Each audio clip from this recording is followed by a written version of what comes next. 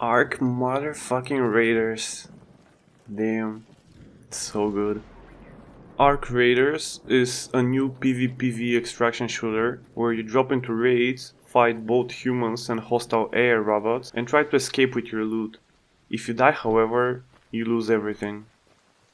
It's got all the familiar systems from other extraction shooters like traders, quests, crafting, and looting, but unlike the rest of the extraction shooters which try to mimic Tarkov's gameplay loop and the grey and gritty aesthetic, Arc Raiders is standing out. It's got vibrant and unique atmosphere, it takes third-person approach to the game and focuses on a more accessible and casual loop that still feels intense. What sets it apart are the robots. These aren't your typical dumb AI soldiers. Each one behaves differently, poses its own threat, and feels surprisingly alive. They are powered by self-learning AI, which is why they feel so alive, meaning that their movement adapts dynamically when you shoot out their limbs or rotors. They actually try to adjust and react realistically. It's equal parts impressive and terrifying. You will never forget the first time when you aggro a leaper and you realize just how far they can jump from. You're just gonna shit your pants. These clankers are not to be messed with. They will two-shot you if you aggro them and don't have a place to hide. The beefier ones are basically like bosses. You need to take extreme caution when roaming around the top side because not all fights are good fights.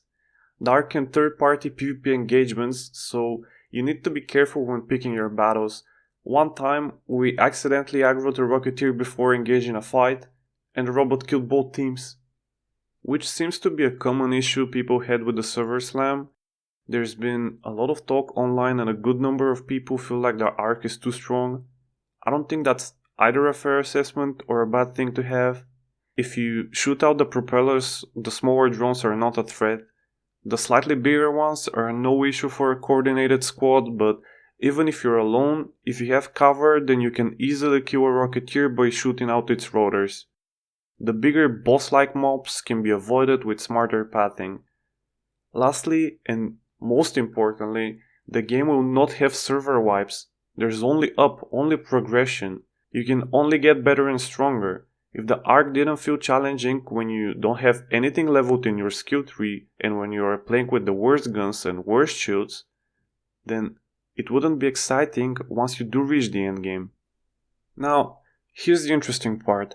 I shouldn't like this game. I don't like extraction shooters. I enjoy gunplay with lots of recoil and high skill expression like PUBG in the finals, and I absolutely hate third person for how boring, campy, and downright unfair it makes fights. Yet I had a lot of fun. Something about the gameplay loop just clicks. Even with systems I normally avoid, it feels gripping and rewarding. The pacing, the tension, the moment-to-moment decision making make every encounter feel meaningful. Gunplay technically isn't anything special. It's mostly hip-fire combat and sometimes time to kill can feel a bit too long. You might need to land over 10 hits to down someone, which can drag out fights or make it a bit impossible to win 1 in 3 fights unless you have a big gear advantage. Still, headshots do matter and there's enough feedback to make weapons feel punchy and satisfying.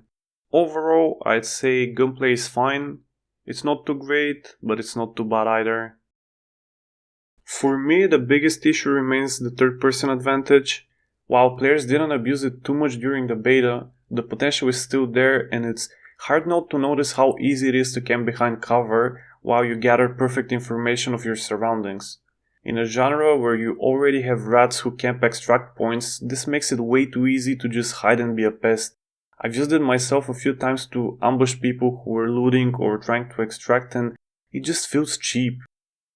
What do I mean when I say third person is unfair? You'd see people defending it and saying that it can't possibly be unfair because everyone has access to it, and while that's true on a surface level, if you're in a 1v1 situation and each of you is hiding behind a pillar, then you'd only keep the advantage as long as you stay behind it. The moment you start pushing, you lose the free vision while the enemy can just line up a headshot from behind his pillar. It punishes aggression and promotes boring and campy gameplay because the only way to retain your advantage is to sit in place and not do anything. Games like Scum solve this by not rendering players that aren't in your character's line of sight. I wish other PvP games that are using third person would follow this approach. It would make fights much fairer and more engaging, and not make an extraction shooter, which is arguably one of the campiest genres, be even more campy. You can keep everything else the same. Drones seem to be balanced around you abusing third person advantage anyway, so there's no reason to take it out, and it's another reason why it's fine for drones to be so strong. It's very easy to spot them, and if you do get spotted, it's easy to play around cover and make the fight feel manageable. For fights against players, however, it's just not it. The longer the game goes on, the better people will become, and the better they get at abusing third-person perspective. Even with TPP being such a negative point for the game, it is offset by the spectacular scenery and the atmosphere the game brings. Ark simply looks phenomenal. Look at this beauty. No HUD, the game is on Epic, and with full RTX. It just looks breathtaking, and despite being on Unreal Engine 5, it had really smooth frame times. It ran with 180 FPS, which is around what I was getting on Battlefield 6 beta, but here it was buttery smooth. I do have to note that there was a small update during the test, and for a while I was experiencing stuttering, but it was back to being perfect the next day, so I wouldn't worry too much about it. The game also features a ton of dynamic weathers and has a day and night cycle, which heavily add to the immersion and to the novelty that the game brings, and it also makes playing the same map over and over again feel different. And it's not all visuals too. There was a thunderstorm in the beta, and it would periodically shoot thunders, which would deal damage to you if you don't evade them. Sound design is equally as impressive and also heavily benefits from the dynamic weather. Guns sound incredible, the rumble and echo when running, looting, shooting inside a building, it's amazing. The difference in sound profile based on whether you're inside or outside a building, or even how big the room is, are all really well crafted. It really helps sell the immersion of the game, especially when you hear robots flying by, people shooting in the distance. It makes the game feel alive. Raider, up there.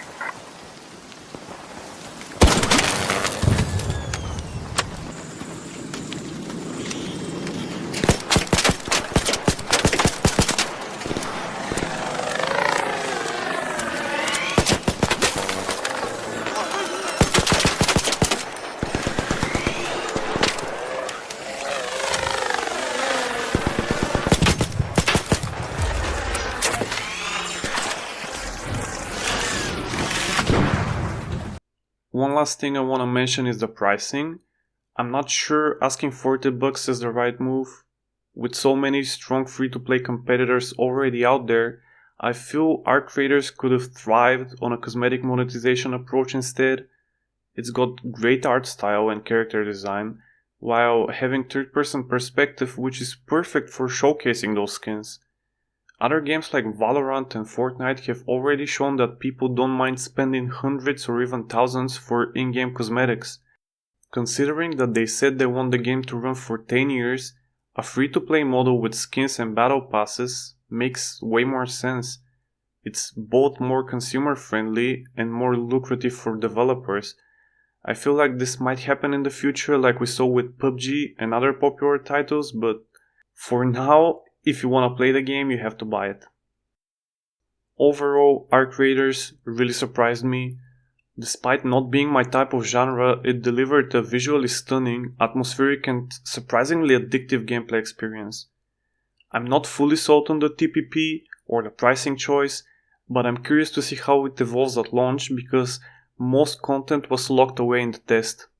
I want to see how the game is with all the maps, all the content, and hopefully a larger player base. For now, I'll wait for the full release and see if my friends want to jump in, but if you have the cash to spare, then I heavily recommend you try it. It's not your typical extraction shooter, it has much more casual gameplay, and the visuals and AI alone are huge selling points.